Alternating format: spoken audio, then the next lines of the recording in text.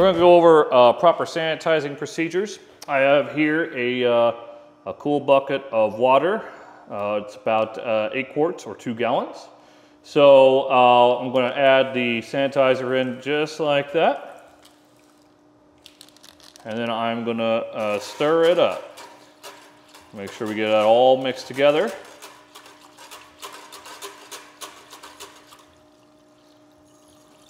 And it's just as easy as that.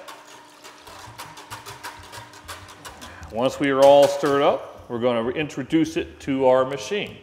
Okay, we're going to want to remove our lid. If the carburetor tube is in the hole, we want to just lay it into the pan like that. And then once we get that all ready, we're going to go ahead and we're going to add our mix. So I will slowly pour in. And what you generally want to see is you want to see it bubble out the inlet, just like that. That's a good sign. That does mean that we have an airtight seal, which is what we want. If it doesn't bubble, that means we got a leak somewhere. We need to either check and make sure our rear seal is in there, our O-rings are indeed all in there, or that they aren't damaged in some way. Well, at this point, we do kind of want to wait for it to stop bubbling before we do anything else.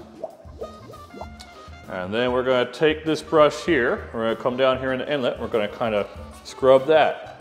Very important that the machine is off when you perform this procedure. Okay, once we scrub the inlet, then we're going to come around, just kind of scrub the outside of the pans, and anywhere where it might not be covered in sanitizer.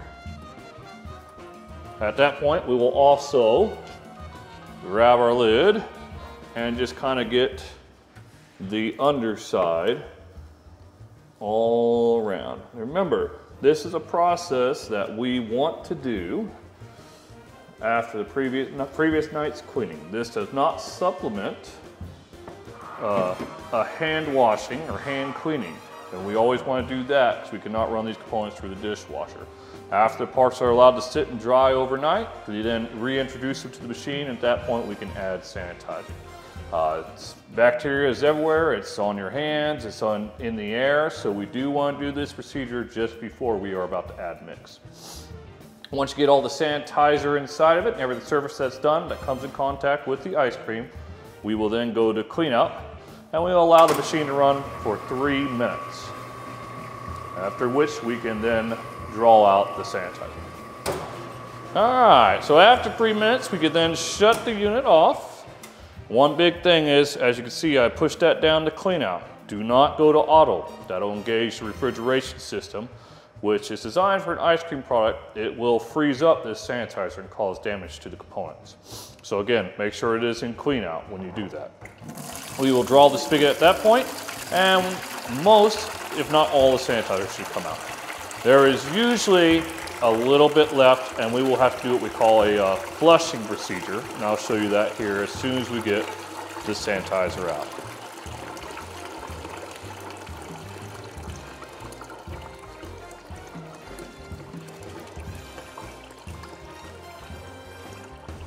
At this point, when we get down to the bottom, I can go back to clean out and allow that dasher to push the little remnants that are in there out.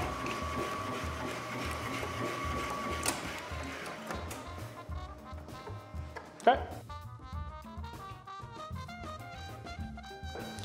So as you can see, there's still remnants of sanitizer inside my unit, so I'm going to do what we call a flushing procedure.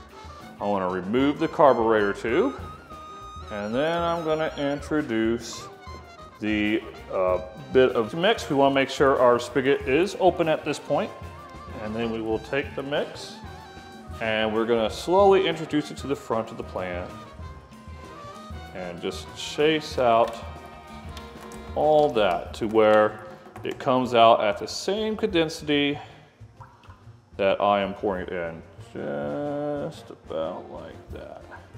You can see, you hear the pitter patter of the actual mix stop. So that means we do have it at the consistency we want, and we've flushed out about all that sanitizer.